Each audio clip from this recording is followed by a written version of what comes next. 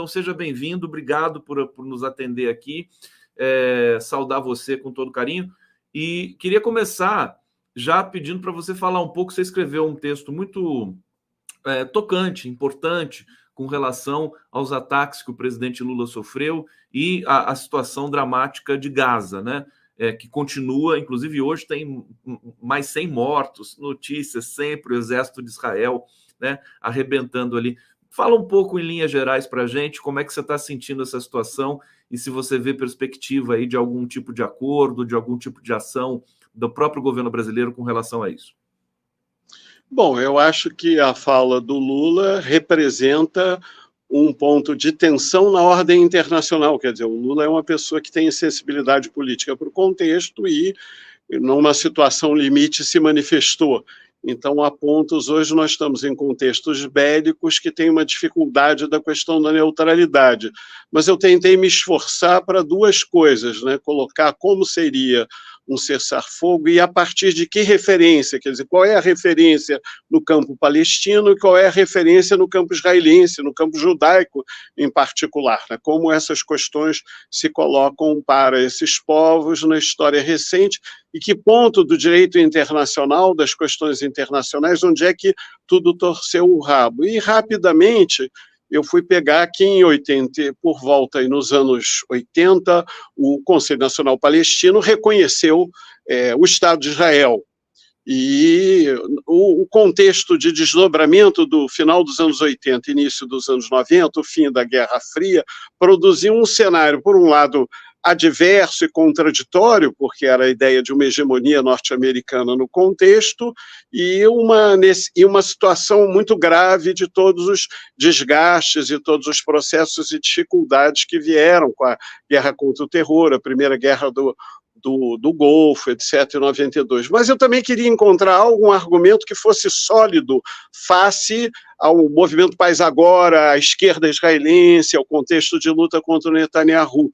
E peguei um contexto adverso para os palestinos e favorável historicamente a Israel, porque o cenário de poder para Israel, evidentemente, com o fim dos equilíbrios anteriores à Guerra Fria e com os desenvolvimentos da ideia da guerra contra o terror e outras questões, e com os problemas geoestratégicos do Grande Oriente, o problema do Irã, o problema dos interesses e deslocamentos, a Arábia Saudita e depois as políticas de intervenção norte-americana. O que era importante é que ali no período de até por volta de 94, né, com os acordos de Oslo, eu olhei. O que eram os acordos de Oslo? Era uma negociação adversa para os palestinos, mas era uma decisão política estratégica de Israel fazer um determinado cenário de paz que lhe interessava.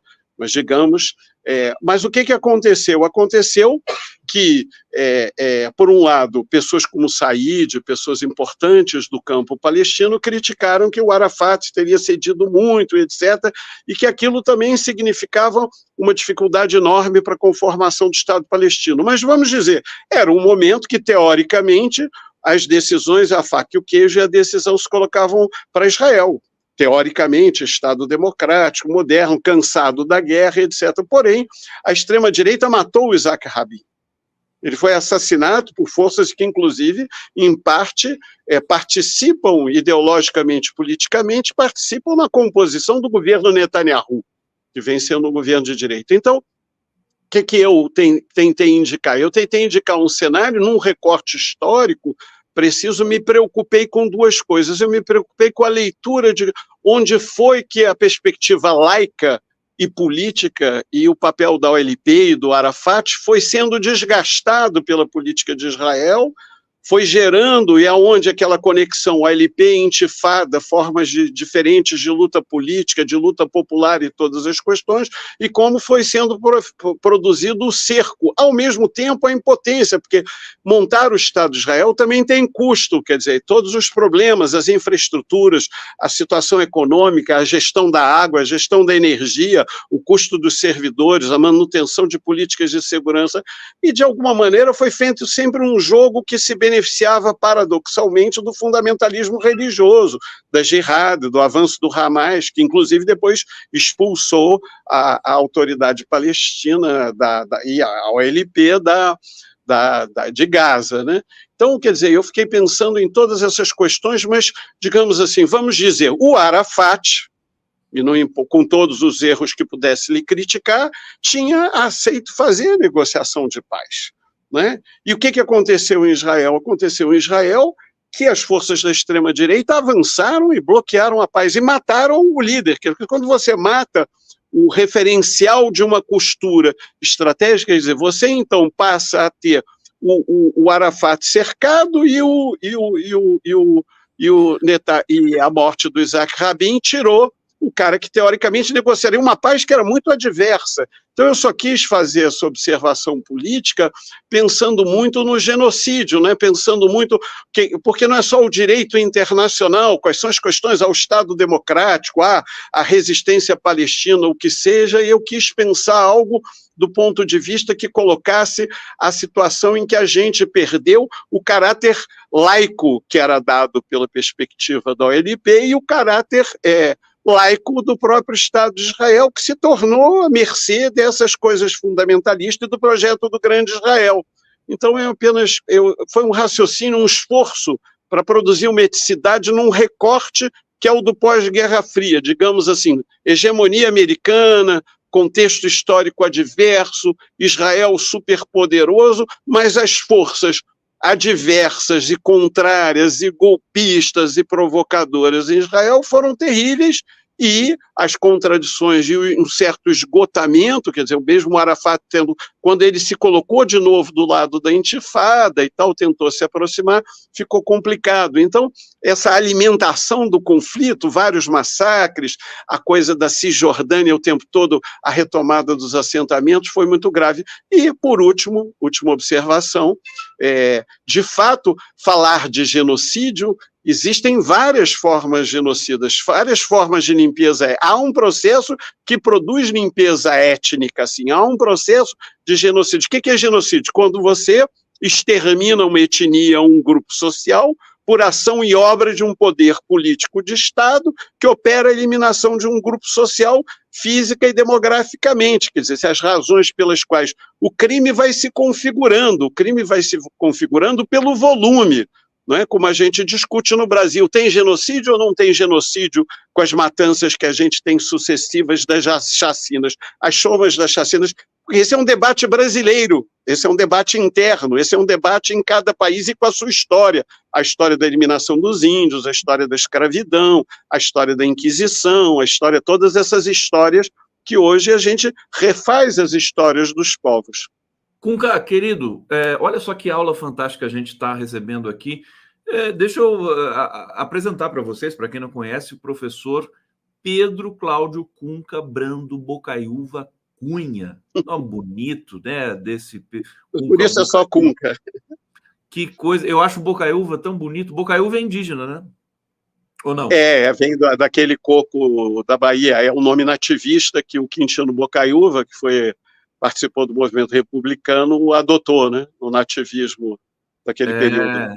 Não, fantástico. Olha, professor de mestrado do Programa de Pós-Graduação de Políticas Públicas em Direitos Humanos do NEP, Direitos Humanos da UFRJ, coordenador do Laboratório de Direito Humano A Cidade e Território, membro do Grupo Trauma e Catástrofe, mestre em Relações Internacionais pelo IRI-PUC do Rio, doutor em Planejamento Urbano e Regional pelo IPUR da UFRJ, participa do projeto da Rede Lastro de Pesquisa. Está correto, meu querido? Está correto. Está correto? Você faz bastante coisa, hein? Você trabalha muito, hein? Mas essas coisas são o que importa, né? Aqui é um pouco a compreensão que a gente tem, o engajamento que a gente tem nas questões de interesse humano, público e ético. Deixa eu te perguntar, Cunca, esse artigo que eu tive acesso, ele está publicado em algum lugar? Assim, público? Não, na realidade eu fiz ele, eu escrevo muitas vezes assim uma opinião para organizar minhas ideias, põe no Facebook para organizar minha cadeia, e resolvi que eu não poderia começar o semestre. Eu dou uma aula no Instituto de Relações Internacionais de Defesa, de ética nas relações internacionais. Eu não podia entrar sem uma colocação. E como tem o senso comum, Israel tem o direito de se defender, que é o grande argumento, foi cometido crime, afinal o Hamas não é terrorista, eu precisava encontrar um ponto que desvendasse aonde foi que a supremacia de Israel fez com que ele escolhesse o projeto de grande Israel prevalecesse. E o que aconteceu? E, na realidade, aconteceu uma luta política em Israel que não foi de qualquer tipo, foi com o assassinato do primeiro-ministro que queria uma negociação de paz, que não é a negociação de paz legítima, ampliada, que interessa aos palestinos, não era recobrar os territórios de 67, traria essa coisa meio arquipélago, meio Cisjordânia com faixa de Gaza, etc., etc., mas que o Arafat tinha aceito, a OLP tinha aceito, foi até criticado pelo Said, pelo Art Said, disse, entregou demais, ele ou podia ter dito, estamos cedendo porque estamos fracos, o que ele cobrava era uma sinceridade também política, o próprio Arafat depois fez isso, ele corrigiu, ele teve que apoiar a intifada, né? Cunca, aliás, deixa eu só destacar aqui para vocês também que o Cunca é uma referência em direitos humanos do Brasil. Aqui o Paulo Vanucci me passou o teu contato, me deu essa indicação e com muita felicidade a gente traz o Cunca Bocaiúva hoje aqui para o 11 News. Você centralizou muito no Itzhak Rabin, né, essa sua reflexão sobre o que aconteceu ali na região e tudo mais. Você acha viável, possível? A gente está vendo hoje a população de Israel se insurgir contra o Netanyahu de uma maneira assim absolutamente inédita, né? A população inteira não aguenta mais o Netanyahu, eles querem o fim desse conflito, desse genocídio, né? E eu queria saber de você o seguinte, é possível aparecer um novo Itzhak Rabin numa conjuntura como essa?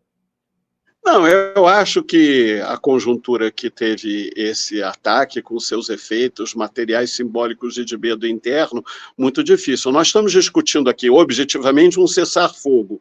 E no cessar-fogo, o argumento forte é, olha, não há cálculo de vidas que se compensem com cálculo de vidas. Quer dizer, nós temos o velho paradoxo de um povo que foi vitima os demais. Esse é o paradoxo da história israelense, né? O povo sem armas que se armou e construiu um território e vitima como ele um dia foi vítima, e ele quer buscar e manter acesa essa legitimidade. Esse é o debate da Hannah Arendt, o crime contra os judeus.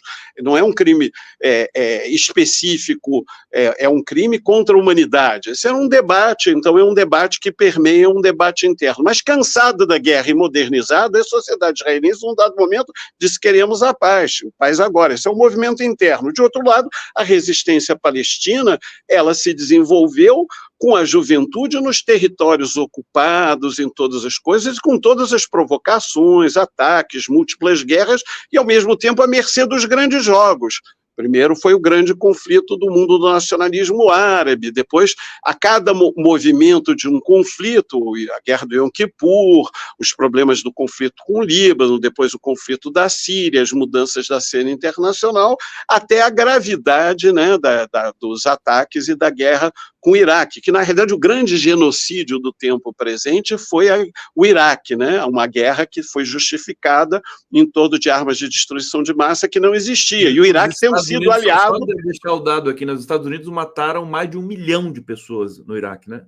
E o Iraque, quer dizer, é a questão do cerco econômico, quer dizer, além do problema de morte de soldados, mortes civis, os cercos econômicos são terríveis. Bom, e depois o resultado é que, na realidade, os xiitas se fortaleceram, o Irã é tudo paradoxal, depois nasce o Estado Islâmico, quer dizer, o efeito dessas guerras, né, como o Talibã, etc., essas guerras, na realidade, elas impedem de constituir um mapa que não seja um mapa que reforce lógicas de fronteira, lógicas de intervenção, lógicas bélicas e tal. Então, nós temos... Agora, a ideia que talvez seja, nós discutimos, tem que ter um cessar-fogo imediato, não há mais justificativa, não há proporção de massa, já há... Imagina a situação destrutiva, como se fosse uma catástrofe atômica, Hiroshima, Nagasaki, quer dizer, nós estamos falando já de 2 milhões de pessoas espremidas, quer dizer, nós já tivemos isso na Síria, mas o que acontece na Síria? Muita gente, foi uma guerra muito mais complexa e variada num outro sentido, as complexidades são diferentes, mas as pessoas estão espremidas, quer dizer, tem muralhas, estão cercados, eles não têm para onde ir, né? Eu acho que, inclusive, nós estamos agora no período santo, né, do Ramadã, nós temos um período, então vai ter ainda. Então é um período que seria, inclusive, um período positivo para simbolicamente dizer, olha, tem que ter o cessar-fogo, quer dizer, e depois, além disso, é o seguinte, terrorismo é rede, quer dizer, o que existir de elemento de terror, forças políticas também se multiplicam depois de massacres, quer dizer, o Hamas cresceu depois de massacres, depois de continuidade de morte, depois de prisão, ao mesmo tempo, num ataque permanente à autoridade da OLP, inclusive tem discussões sobre a morte do Arafat, que eu não vou trazer agora. Nós temos que criar um ambiente que diz, olha, não existe, já parou, tem que ter o cessar-fogo. Para dizer que tem que ter o cessar-fogo, tem que colocar o elemento objetivo. Qual é o elemento objetivo? Está em curso, sim, uma situação de matança e já há um processo de tal escala que ele já gerou, já deslocou populações num nível que significa o quê? Significa criar condições para o quê? Para retirar, expropriar mais terras. É claro que a prioridade estratégica não era aí. Gaza já estava ali, cercado, isolado, quer dizer, mas os assentamentos na Cisjordânia, os muros na Cisjordânia, quer dizer, tudo que vem tendo tido uma cobertura. Quer dizer, na realidade também em Israel há uma discussão mais específica, que é a falha de segurança do Netanyahu, porque essa fronteira, inclusive, é onde tem melhor convívio de segmentos judaicos, de grupos de Israel, de cidadãos de Israel, mas, por exemplo, Israel também não abre para... é democrático, mas não quer a cidadania, não vai dar cidadania para os palestinos, para as populações, para esse segmento árabe, né? Para esses milhões que estão espalhados e divididos na Cisjordânia, faixa de Gaza, no Líbano, em toda a região, né, na Jordânia. Então, olha, o que nós estamos discutindo tem que ter um basta. Então, esses elementos, de onde quer que eles venham, mas eu procurei localizar algo que permite o autoexame da nossa comunidade intelectual. Agora, também é verdade que o Netanyahu contribui, sim, para o desenvolvimento de temática antissemita. Não é a fala do Lula. A fala do Lula é um sintoma, as forças antissemitas utilizam.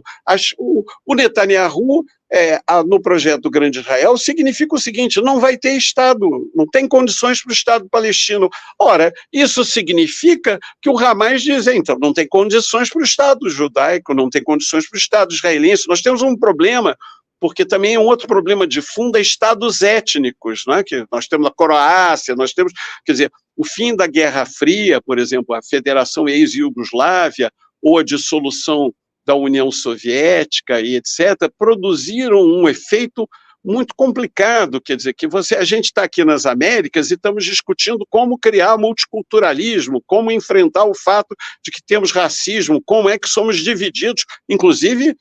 isso foi acentuado pela clivagem do bolsonarismo aqui, com o racismo, com todos os elementos. Nós estamos tentando reler a maneira como nós nos definimos como povo na nossa diversidade, né?